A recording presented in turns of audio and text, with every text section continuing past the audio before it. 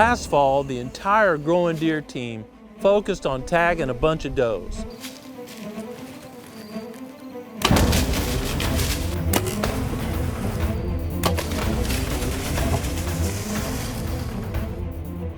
We needed to reduce the deer population to balance the number of deer or the number of mouths with the quantity of quality forage we can produce here at the Proving Grounds. This is not a simple mathematical formula, especially in timber country. You have acorn years and non-acorn years. You have droughts and good growing seasons. So your safest bet is hold that deer population a tad bit lower than a normal production year.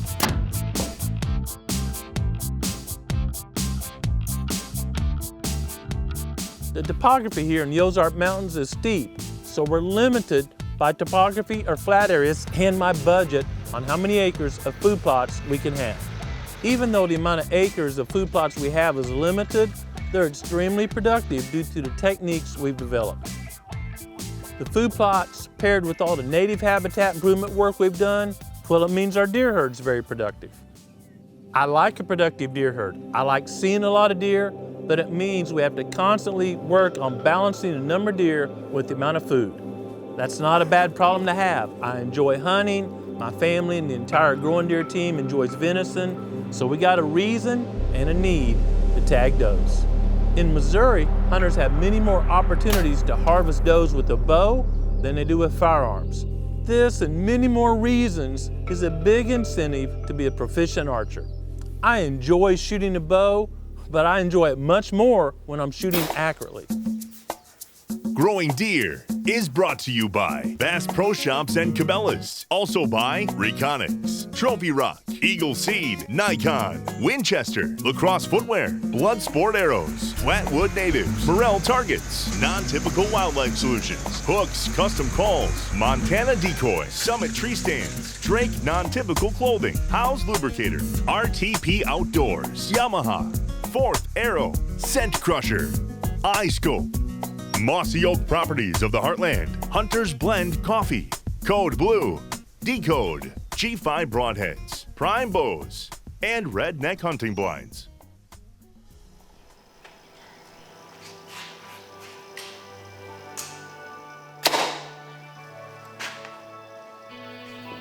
During the past few years, my primary technique to improve my archery skills has been the blind bell system. I was introduced to the blind bell technique several years ago when I had a bad case of target panic. I called my friend CJ Davis. I told him, man, I can't even hit the target at 20 yards, let alone hit the dot on the target.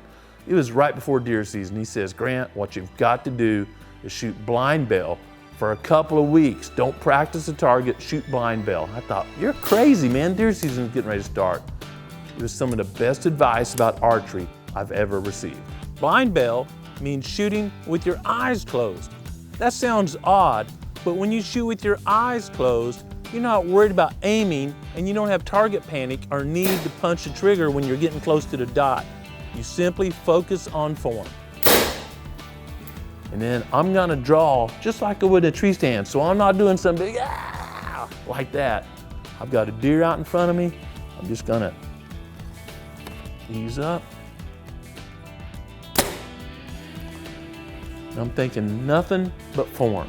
It's like shooting 100 free throws every morning. The blind bell system allows you to develop perfect muscle memory for shooting a bow. A lot of target archers use a release that's basically pressure activated. In other words, they have enough pressure or there's a break or something, they pull their bow back. When it breaks over, it drops down to 18, 20 pounds or so because that's the weight they're holding back here. And when they just pull through that, they're not triggering anything. They literally just put enough pressure and they spread their shoulders that it pulls through and the bow goes off. That is great for target archery, and some hunters use it successfully. But for me, I still get doe fever. I see that big nanny coming down the trail or a mature buck, I might put an extra 5 pounds on there because I'm so excited and pull through a little bit early. So for me, I'm not using that style of release when I'm hunting. When I had my release set longer, where I would trigger it with just the tip of my index finger, thinking it's more sensitive and I can make it go off right when I want to, that was the whole problem. Because then I stopped aiming and think about triggering the release. Through the years, I've shortened the strap down, and I now trigger the release at my second joint, way up here where it's not as sensitive.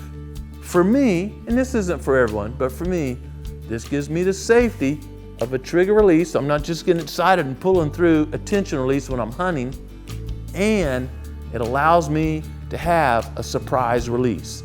I've got less sensitivity back here, so I'm just pulling through and it goes off. I'm not actually moving my finger, I'm just tightening my shoulders. By pulling through, I mean simply tightening my shoulders just a touch. I'm not thinking, I gotta squeeze my finger now. There is no one perfect way to shoot a bow.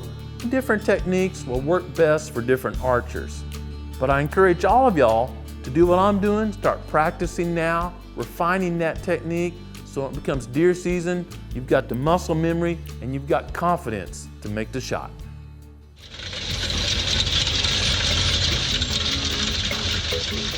Another way we've been busy preparing for deer season is planting our warm season plots. Tyler's been planting our plots, and I gotta tell you, he's doing a great job. No matter who's planting, including myself, it's important to get off the tractor, dig in the dirt, and make sure everything's going okay. This plot got browsed very hard last winter. No acorns, a small plot about an acre in the middle of a lot of timber. It's common in small, hidey-ho hunting type food plots in the middle of a bunch of timber to be browsed so heavily they don't produce enough forage to really give a good mulch bed and control weeds. In that situation, it may be necessary to use a herbicide to terminate the cool season crop. That was the situation in this plot, so we terminated what's left of the cool season crop with a herbicide. Because the vegetation was dead, when the drill passed through, it knocked most of it to the ground, creating a fairly good cover of mulch. This area was covered in shrubs. When Trace and I purchased the property, we cleared them out and it was extremely rocky.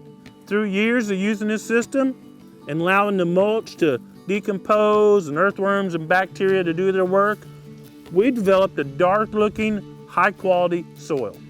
It's shallow. If I put my knife in, you can probably hear it. I hit rocks about an inch, inch and a half deep anywhere in the plot. But we're able to get seed down. We're drilling about an inch deep, making nice rows, and I'm gonna say 90+% of the seed is covered. The best way to illustrate how rocky this plot is listen as we plant.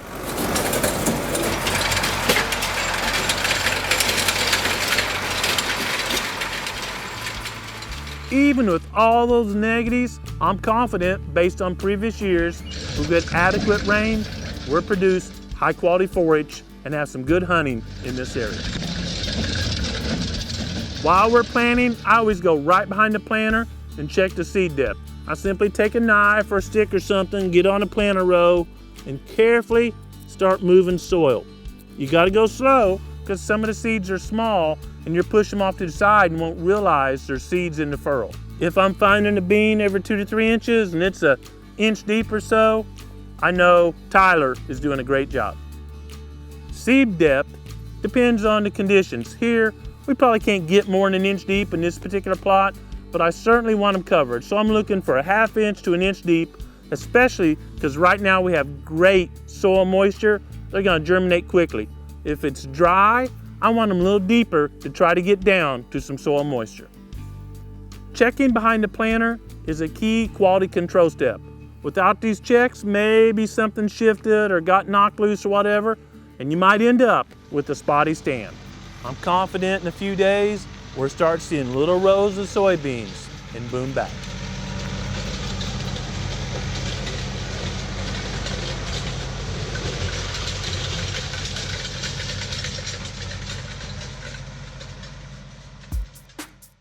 In the fields that produced enough tonnage we don't need to terminate with herbicide, we're using Goliath Crimper. The Fall Buffalo blend did an amazing job in these plots. Our Eagle Seed Fall blend is just about to mature, and it's time to plant in it now, but it's not time to crimp it. Rather than looking at a date on the calendar, you need to look at your crop, because this year was cold and dry and crops are maturing a bit later. Next year we may have a warmer spring and wetter, and they may mature earlier. Don't go by a date on the counter, go by conditions in the field. And what I want to see is these pollen granules, the pollen starting to form on the heads of the tall cereal grains. When you start seeing the very first pollen forming, it's time to drill the beans through here. We drill through the standing crop. That makes it easier for several ways. You can see exactly where you planted.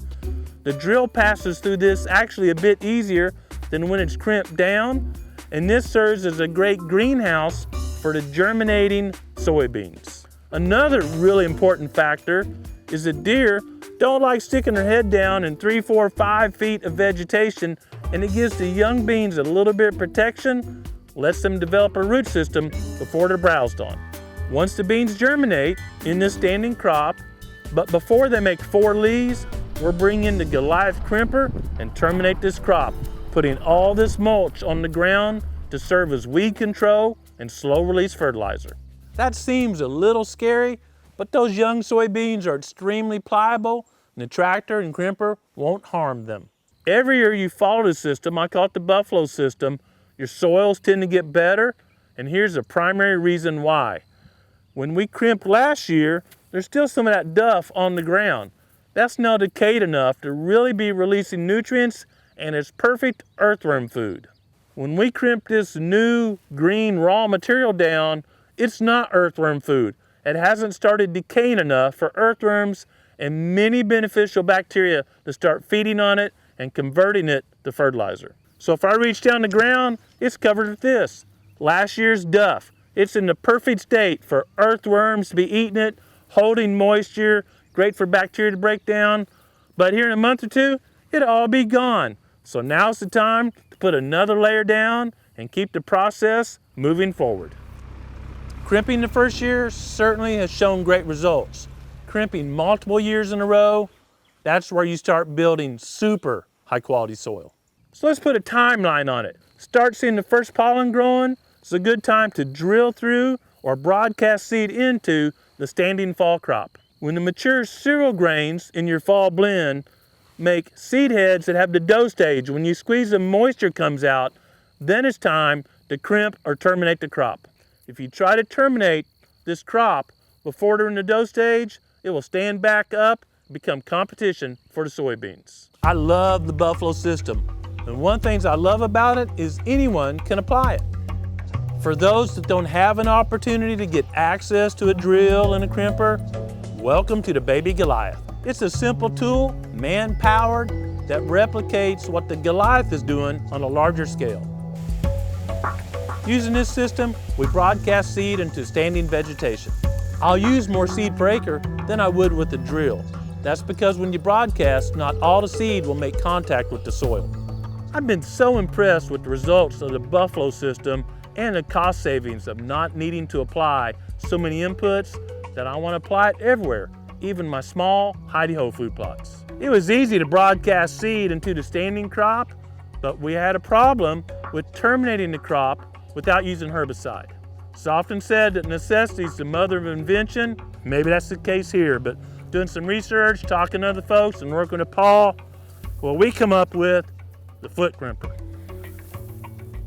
I'm simply taking a step about 6 inches or 8 inches at a time, letting my body weight do the work instead of a Goliath, and by foot, in these small food plots, I can get the same results. I describe my desire for tools for these small plots to the folks at RTP Outdoors.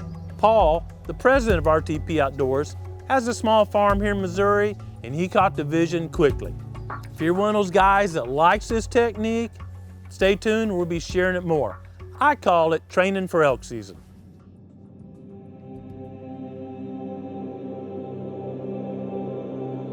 We're in a plot we call Bigfoot, and amazingly enough, this area was covered with cedars and brush about a year ago. We cleaned it up and planted a summer blend of a lot of species that aren't that palatable to deer to get a root structure in the ground and some biomass on top. Just before deer season, we drilled through that summer soil building blend with the fall buffalo blend. The buffalo blend fed deer all winter. In fact, there was a lot of browse pressure, too much for us to crimp, so we terminated it just a few days ago with herbicide. Before the herbicide kicked in, the vegetation's still green, we drilled right through it. That was 9 days ago, and now the summer buffalo blend was a couple inches tall. There are many advantages to this system.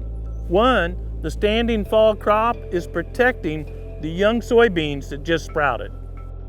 Deer don't like sticking their head down in this stuff to eat because when they do, it messes up several of their predator defense systems.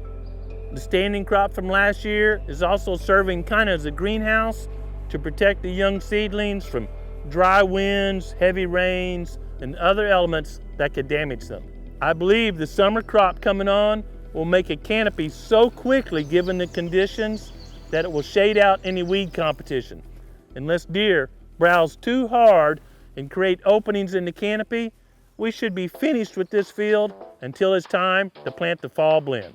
Whether you're planting food plots or doing some other outdoor activity, always take time to slow down and enjoy creation. But most importantly, find time every day to be quiet and listen to what the Creator is saying to you. Thanks for watching Growing Deer.